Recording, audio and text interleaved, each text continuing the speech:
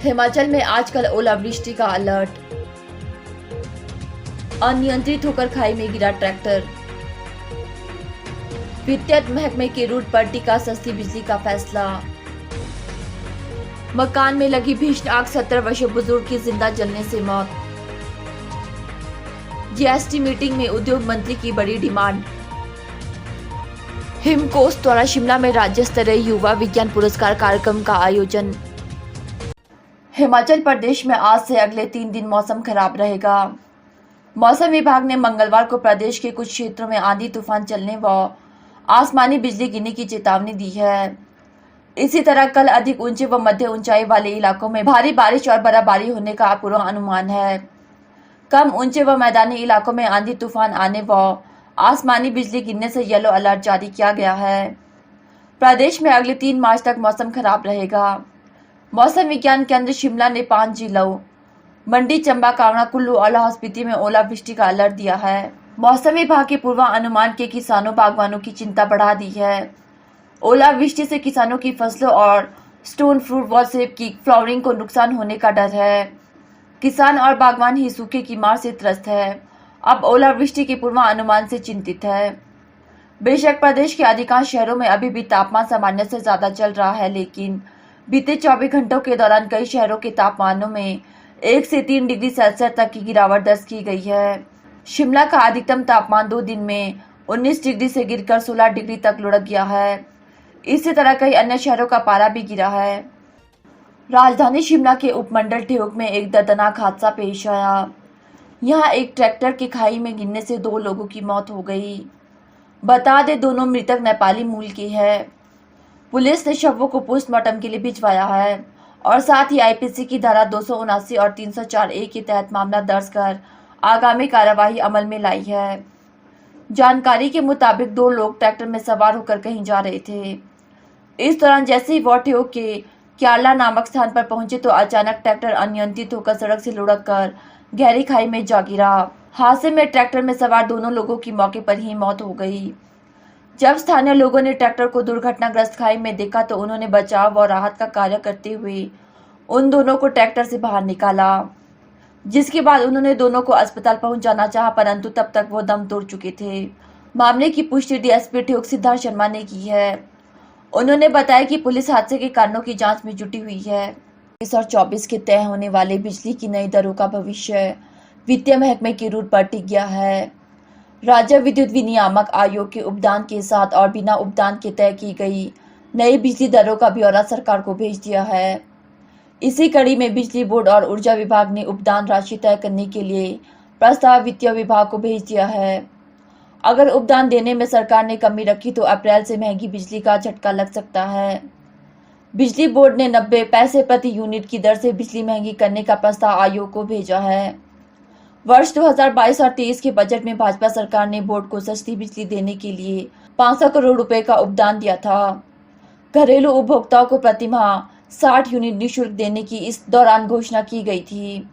कुछ माह बाद भाजपा सरकार ने 125 यूनिट तक बिजली को निःशुल्क कर दिया था। इसकी एवज में 66 करोड़ की प्रतिमाह उपदान राशि अलग से दी गई। अगर सरकार चाहती है तो 126 यूनिट से अधिक बिजली दरों को नहीं बढ़ाया जाए तो करीब 1100 करोड़ रुपए के उपदान की बोर्ड को जरूरत होगी। इस राशि से कम उपदान मिलने की स्थिति में बोर्ड प्रबंधन को घाटा उठाना पड़ेगा, जिसकी भरपाई के लिए विनियामक आयोग दरों में कुछ बढ़ोतरी कर सकता है। विद्युत विनियामक आयोग ने इस संदर्भ में 4 मार्च को जन सुनवाई रखी है। राजधानी शिमला के रामपुर सराहन क्षेत्र में ग्राम पंचायत शाहधार के रंगोरी गांव में एक मकान में भीषण अग्निकांड हुआ। इस अग्निकांड में घर के अंदर मौजूद एक 70 वर्षीय बुजुर्ग की आग की चपेट में आने से मौत हो गई। हालांकि आग किन कारणों से लगी है इसका खुलासा अभी तक नहीं हो पाया है।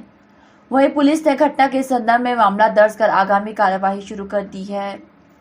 जानकारी के मुताबिक शाहधार के रंगोरी गांव में एक मकान में अचानक ही चिंगारी सुलग गई। देखते ही देखते आग ने विकराल रूप धारण कर लिया और पूरे मकान को अपनी चपेट में ले लिया। बता दें, जिस समय आग लगी उस समय घर में एक 70 वर्षीय बुजुर्ग भी मौजूद थी। आग की चपेट में आने से बुजुर्ग महिला बुरी तरह से झुलस गई, जिस कारण उनकी मौत हो गई। घटना के बाद स्थानीय लोगों ने अग्निशमन विभाग को सूचित किया। सूचना मिलते ही अग्निशमन विभाग की टीम मौके पर पहुंची, परंतु तब तक पूरा घर जलकर राख हो चुका था। मामले की पुष्टि डीएसपी चंद्रशेखर ने की है। उन्होंने बताया कि पुलिस आग के कारणों की जांच में जुटी हुई है। रोड मैप तैयार कर रहे हैं और अभी जो है मुंबई में भी जो है अभी फार्मा का जो है वो इंटरनेशनल लेवल का जो है फेयर लगा हुआ है, जिसमें हमारे कुछ एमएलएज भी जाएंगे, डिपार्टमेंट के लोग भी जाएंगे और मैं भी जाऊंगा। वहाँ हमें उम्मीद है कि हमारे वहाँ भी एमओयूज जो है मुंबई में कोई 500-700 करोड़ के या 1000 करोड़ के आसपास के जो है हम जो बड़ी बड़ी यूनिट्स हैं उनसे बात कर रहे हैं। हो सकता है हमारे वहाँ पर भी कुछ एमओयू साइन हो और हम लोग इनवाइट कर रहे हैं बड़े बड़े इंडस्ट्रीज़ को कि वो हिमाचल प्रदेश में आए और हम जो नई जो इन्वेस्टमेंट पॉलिसी है वो हिमाचल प्रदेश में बनाने जा रहे हैं, उसमें हम इंडस्ट्रीज़ को क्या क्या फैसिलिटी देंगे वो उसमें विस्तृत रूप से उसमें आपको बताया जाएगा। और सबसे बड़ी बात है कि यहाँ पे 24 आवर पावर की अवेलेबिलिटी है। कुछ सेक्टर्स में जो है हमारे को पावर की शॉर्टेज आने वाले समय में होने जा रही है, जैसे कि ये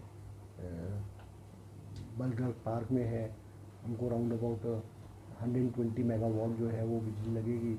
हम उसको पंजाब से भी हम उस पर टाई अप कर रहे हैं कि पावर लाइंस जो है वो हम BBMB से लाए जाएँ। पानी की भी हमारी जो अवेलेबिलिटी इट इज़ 50 MLD है।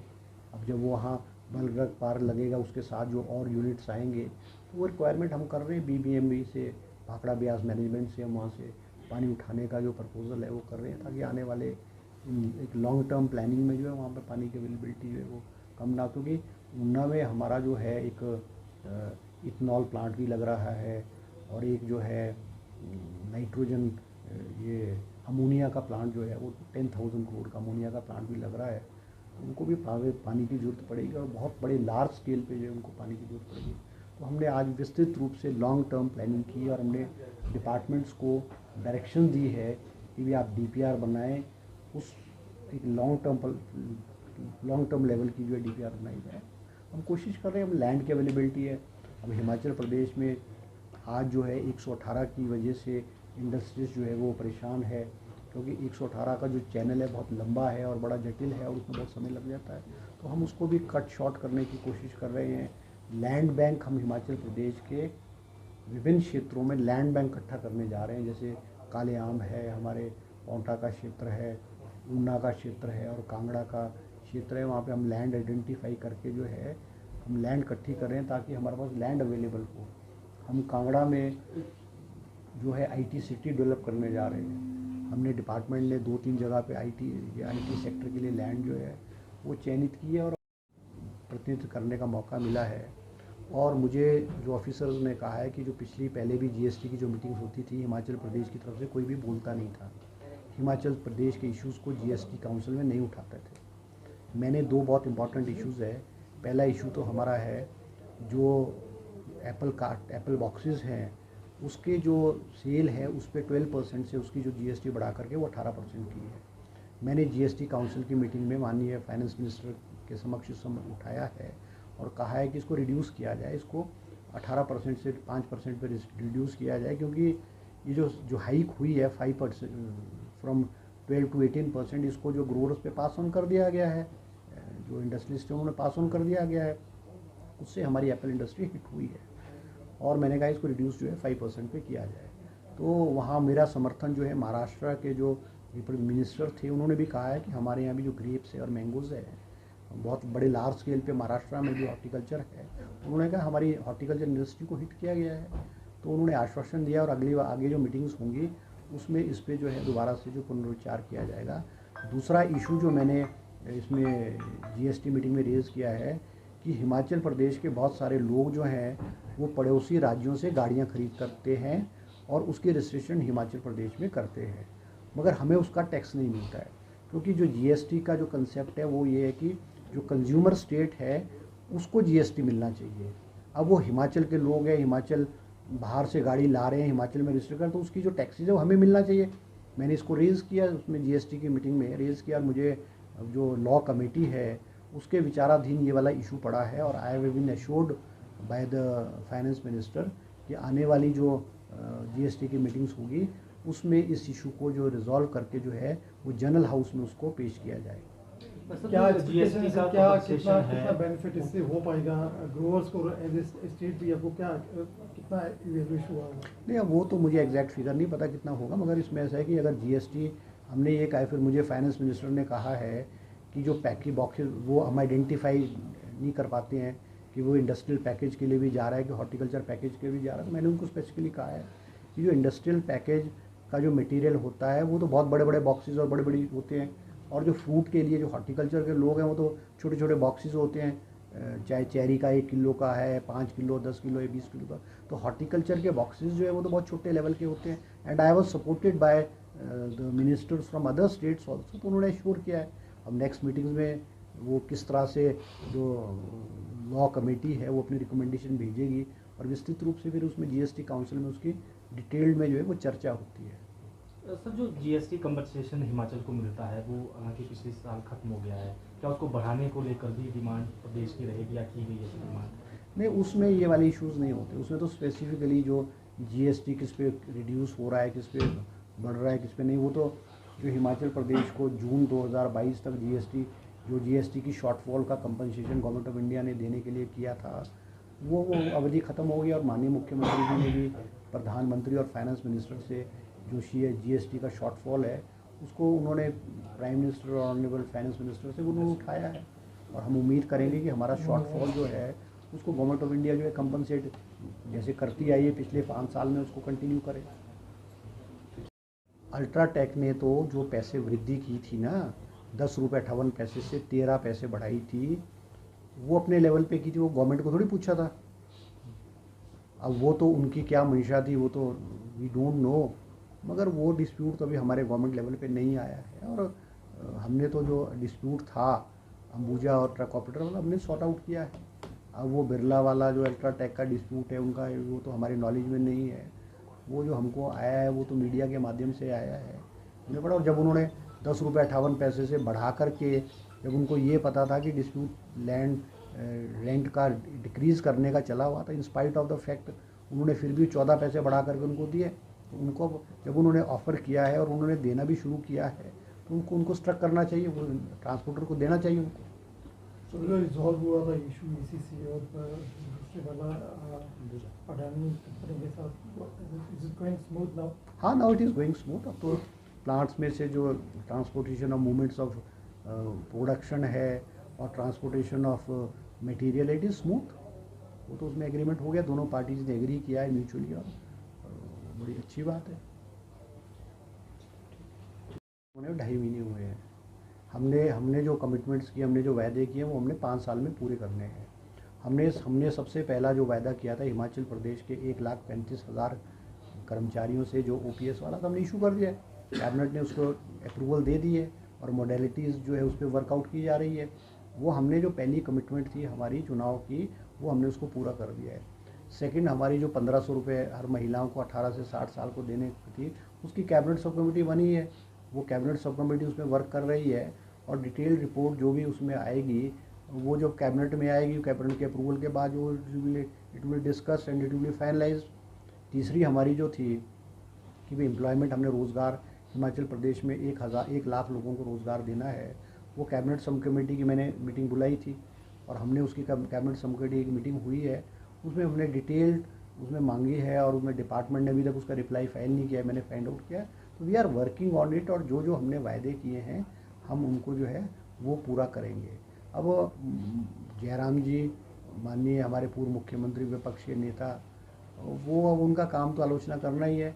अब विपक्ष ने भी तो अपनी भूमिका निभानी है ना। अब विपक्ष कोई कांग्रेस की तारीफ़ या सरकार की तारीफ़ थोड़ी करेगी, वो उनका काम है।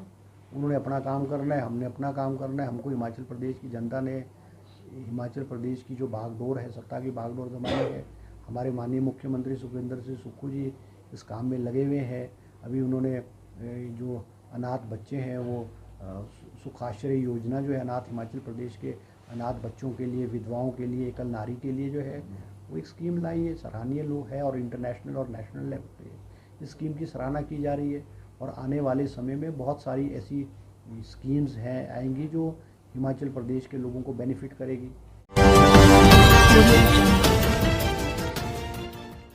हिमाचल प्रदेश विज्ञान प्रौद्योगिकी और पर्यावरण परिषद द्वारा शिमला के गेयटी थिएटर में राज्य स्तरीय नेशनल साइंस दिवस 2023 के मौके पर युवा विज्ञान पुरस्कार कार्यक्रम का आयोजन किया गया, जिसमें विज्ञान विषय में अव्वल छात्रों को युवा विज्ञान पुरस्कार देकर सम्मानित किया गया। कार्यक्रम में मुख्य सचिव प्रबोध सक्सेना ने मुख्य अतिथि के रूप में शिरकत की। इस मौके पर मुख्य सचिव प्रबोध सक्सेना ने कहा कि आज का युग विज्ञान का है और देश में वैज्ञानिकों ने अपनी प्रतिमा का लोहा मनाते हुए विश्व भर में भारत का नाम रोशन किया है।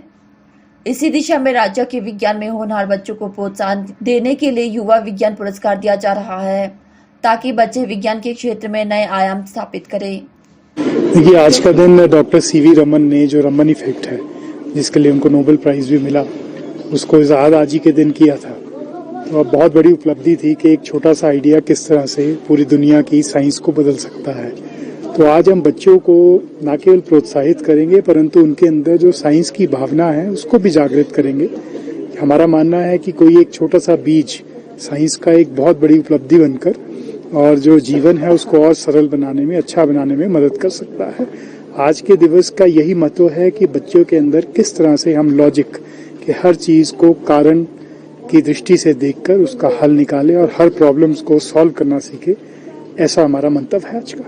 ये सीनियर स्कूल के सभी बच्चे हैं जिन्होंने विभिन्न जो कार्यक्रम है जो नीचे वाले स्तर पर भी हुए, वहाँ पर भी अपनी उपलब्धियाँ की और साइंस मॉडल दिखाए और साइंस मॉडल भी उनके सिलेक्ट हुए। तो हम 1 लाख से लेकर 10,000 तक की राशि देते हैं। कोई 10 बच्चे हैं जिनको हम सिलेक्ट करते हैं, पूरे टॉप 10 जो पूरे प्रदेश के अंदर है, उनको प्रोत्साहन राशि दी जाती है ताकि वो इसको खर्च कर सके अपनी डेवलपमेंट के लिए, साइंस एंड टेक्नोलॉजी की डेवलपमेंट के लिए। बच्चों को पुरस्कार किया जा रहा है ताकि साइंस के प्रति जो है मोटिवेशन बढ़े बच्चों को। किस तरह से मानते हैं, कितना महत्वपूर्ण मानते हैं, क्योंकि आज तो युग भी साइंस का ही है। आपने बिल्कुल सही कहा कि आज का युग जो है वो विज्ञान का है। और अगर आप भारत की भी जो आज विश्व की छवि देखें, उसमें भी जो हमारे छात्र जो विज्ञान पढ़ के आए हैं, चाहे वो इंजीनियर्स हों और चाहे वो कंप्यूटर साइंटिस्ट हों, उनकी वजह से ही भारत की आज जो है वो इतनी अच्छी छवि जो है वो विश्व में है। तो इस युग को आगे बढ़ाने के लिए ये बहुत आवश्यक है कि जो प्रतिभाशाली छात्र हैं उनको राज्य जो है वो प्रोत्साहित करे। ये सारे बच्चे जो हैं वो बहुत टैलेंटेड हैं और साइंस के प्रति उन्होंने अपना कमिटमेंट है, उनका एप्टीट्यूड है। तो आज उनको सम्मानित करके हम मुख्य रूप से विज्ञान को सम्मानित कर रहे हैं।